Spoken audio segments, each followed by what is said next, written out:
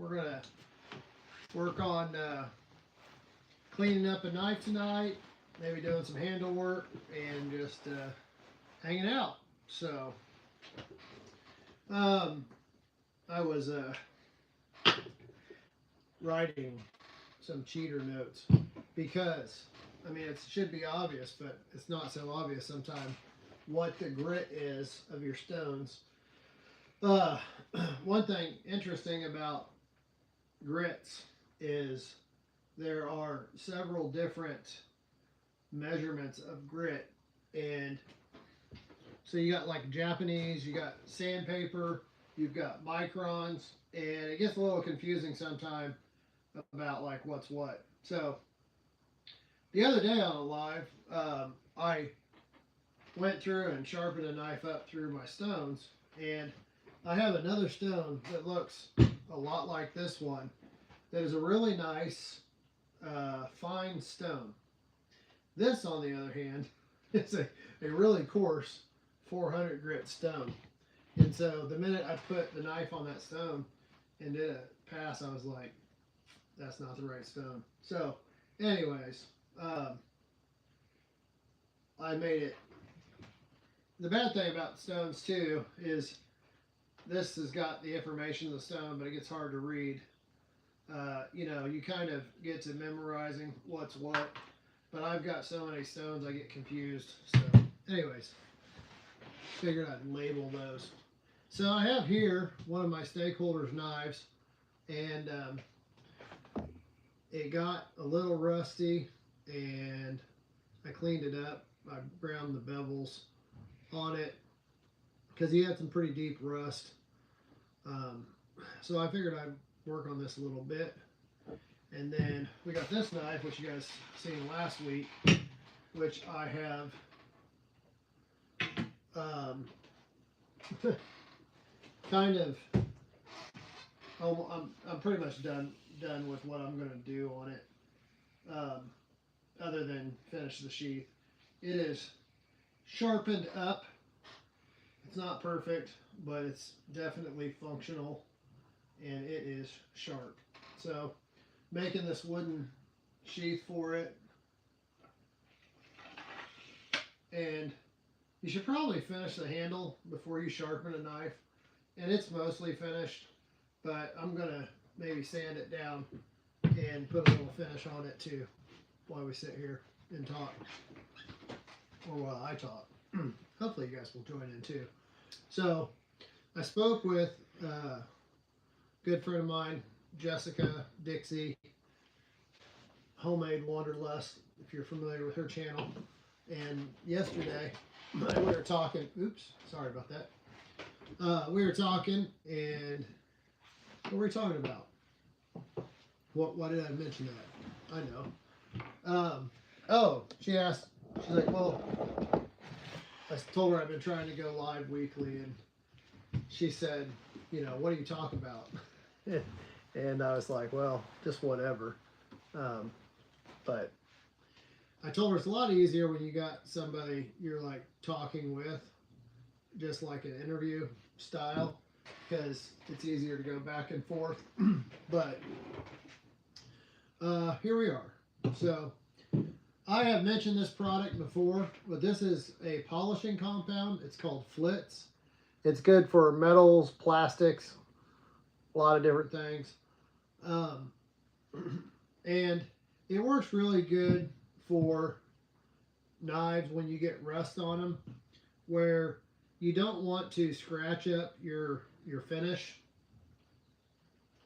Um,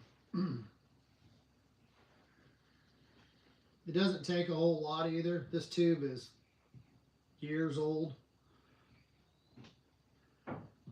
Now, this is a '01 tool steel, and we had put, I'm pretty sure we put a patina on this particular knife. So with your tool steels, your high carbon steels, they tend to rust easy. And one downside to using a product like this Flitz is if you have a patina on your blade, then it will kind of remove it or remove some of it. And the patina is good. You can see it's getting some of the dirt and rust off of there. The patina is good because basically what a patina is, it's oxidation that occurs on the surface of the steel that um, prevents it from rusting or helps prevent it from rusting. So for rust to occur, you need moisture and oxygen. And I actually was just learning about um, the real good YouTube channel. I forget the guy's name. He's a prototype designer, and he had a video about protecting stuff from rust. And I learned quite a bit of stuff. One, he's like, if your humidity is above 40%, you know, obviously it's going to be easier for stuff in your shop to rust. But he was talking about nickel plating to prevent rust. And he was talking about acids. If you have, he was talking about the pH. So you could, I forget exactly, but if you use like a base, like you wouldn't necessarily want to use lye, but if you have something that's not acidic, that's a base, baking soda, on the other end of the spectrum, you can coat steel with it like soap, and make the steel surface basic. And then if the humidity gets high, it prevents the rust, because for the rust to occur, you have to have an acidic pH. So I thought that was kind of interesting. You know, the more you know, the easier it is. Because he was talking about how like some of his surfaces in his shop, he had coated with nickel, but then some surfaces he couldn't, and so then he would make like a base type solution. I forget what exactly he used, but he would cover the surface, and it would leave. Obviously, I think he used gloves, because I feel like maybe what he used actually was lye or some base, similar base. And so, in saying that, he was talking about it leave like a white powdery surface on the saw or the surface, and then and then what? If it got wet, it would just protect his equipment from rusting. So good to know. What else with that? A lot here in the Ozarks, the humidity is super high. And so I just had to clean off my table saw the other day and get some rust off of it. And, you know, I know there's different products that you can put on, but, you know, a lot of times these products that you buy, the people just know the information, like I was just telling you, and then they take a very common household product like baking soda or something, they throw a couple other ingredients in there, and they charge you 10 times as much for it. So sometimes the more you know, the more you can save. Like, I'm sure this Flitz probably doesn't have the best ingredients in it as far as like chemical wise, but essentially there's some sort of abrasive in it, a very fine abrasive that helps abrade away the rust, and I'm sure it's using some sort of chemical composition to clean the rust away as well. So this knife now is a lot better than it was.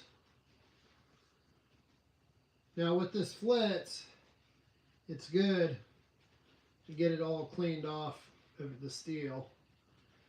And then what I might end up doing with this knife is going ahead and using some vinegar or something and some acid and putting a patina on it to help protect it. It's like, where'd my roll of paper towels go? I got a small roll. So.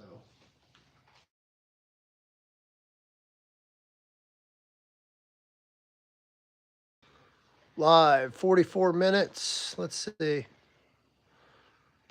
Are you serious? It shows you're not in the chair now, so maybe. Oh, yeah, it's going still. Are we still there? There we go. All right. Sorry about that. Had a phone call and it kind of messed things up for a bit. So yeah, you want to make sure you get this flitz cleaned off of the steel.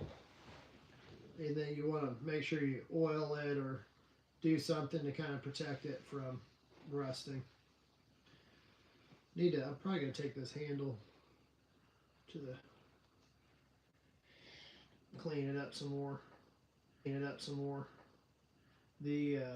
Unfortunately, for whatever reason, this camel bone was stabilized, but it has something, the pins are a little bit recessed, which can happen. So I'll sand it down, flush to the pins again, clean up the pins, and all that jazz.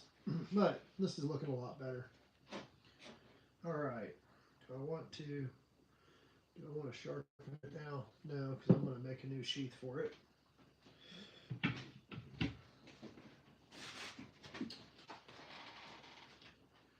I'm going to give this handle here a quick sand.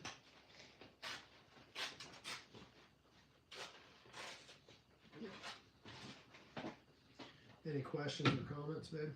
No. I shouldn't have sharpened this till I did this, but you know, sometimes I like to be adventurous.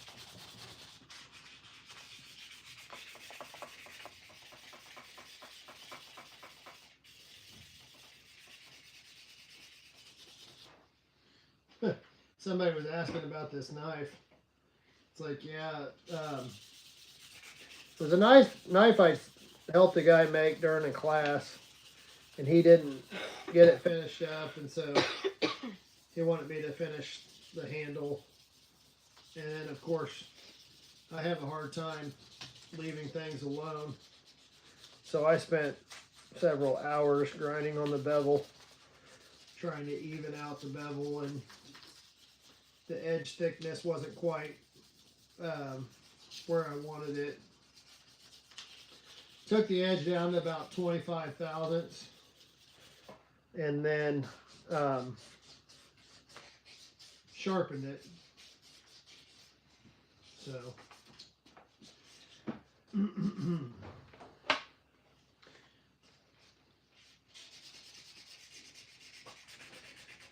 it's one of those things where it's like, I posted a picture of a knife on Instagram today, and I had some nice pictures taken of it. And anyways, it was funny. I started getting the questions. Is it for sale? Is it available? And, you know, all that. Which it is going to be for sale.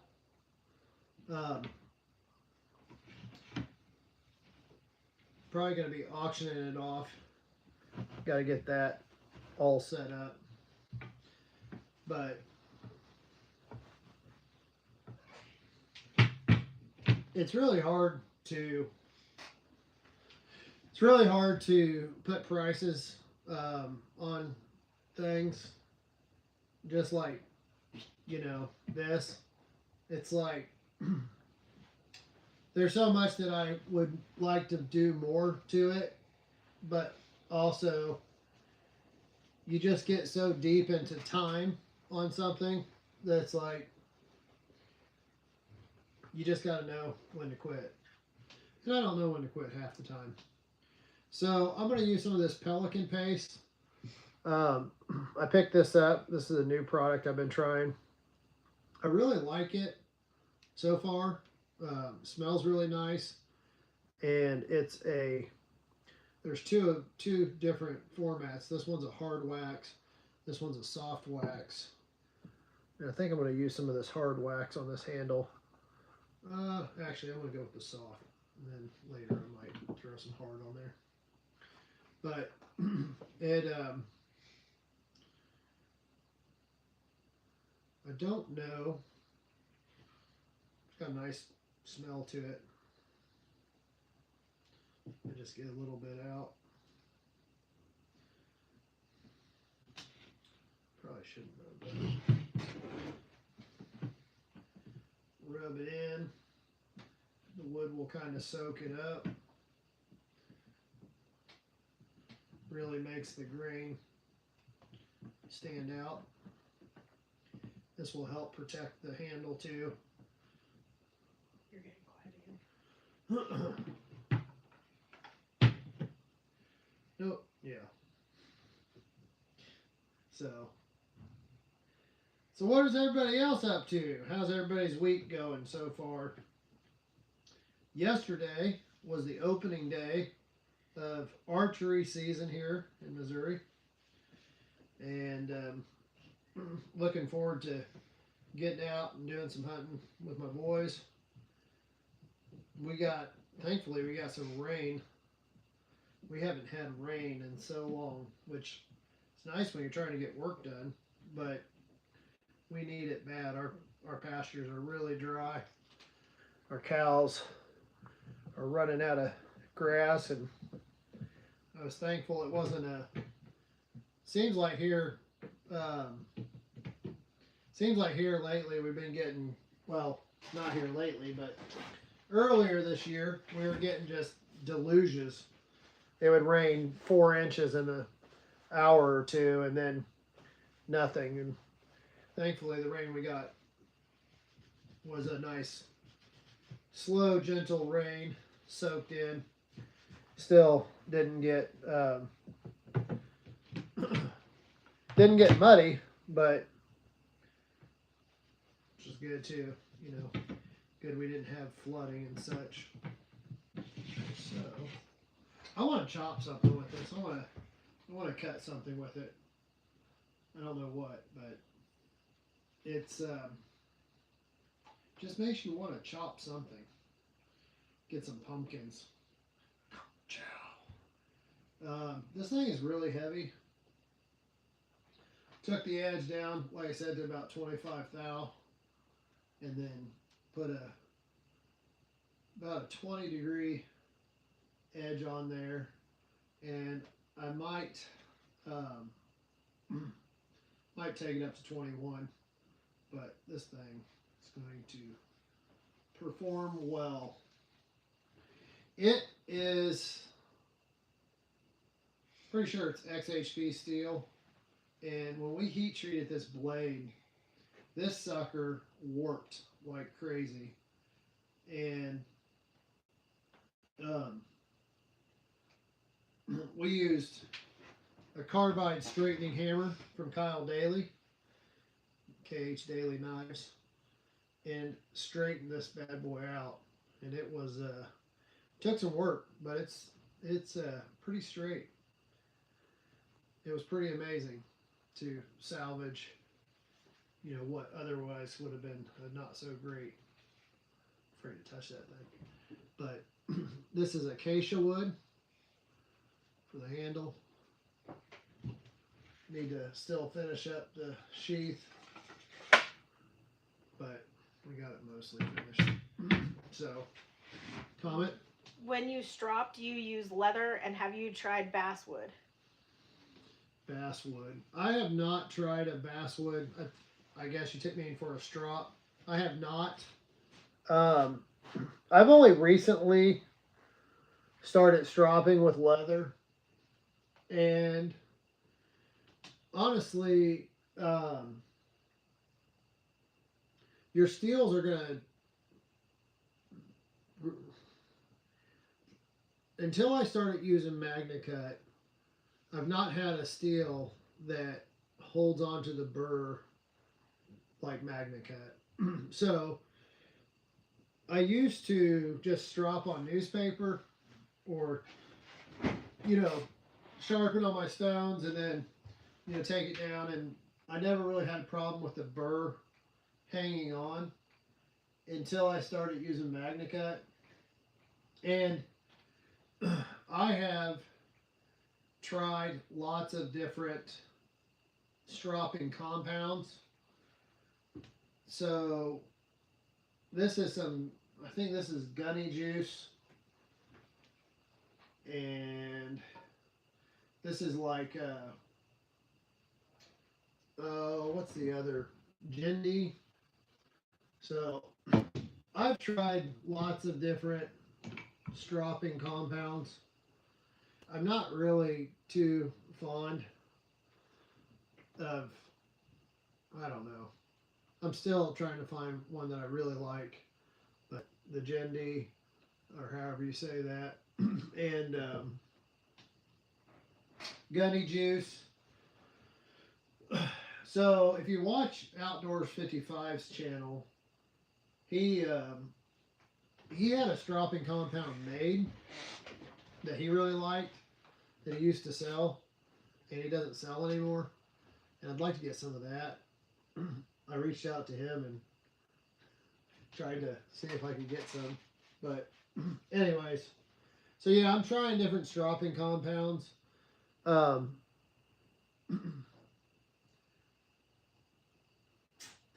then there's the green, like I for the longest time I used a white rouge like on my machine, and I feel like the quality of that changed. See, and this is the problem with any type of stropping compounds or chromium oxide or whatever compound you use, is if you find something you really like, you about want to get enough to last you a lifetime because compositions change and things change and then it's not the same. So I had this belt on my sharpening machine that I had loaded with this compound and it worked great. Well, after years and hundreds, thousands of knives, the belt broke. So then I had to put a new belt on my machine, and that was a struggle in itself. I couldn't find the same belt that I originally had, and it's just a nightmare trying to find what works and then keeping stuff that works because something as simple as like the felt belt that I had, you think, well, you get something you like, and I've tried different leather belts, felt belts.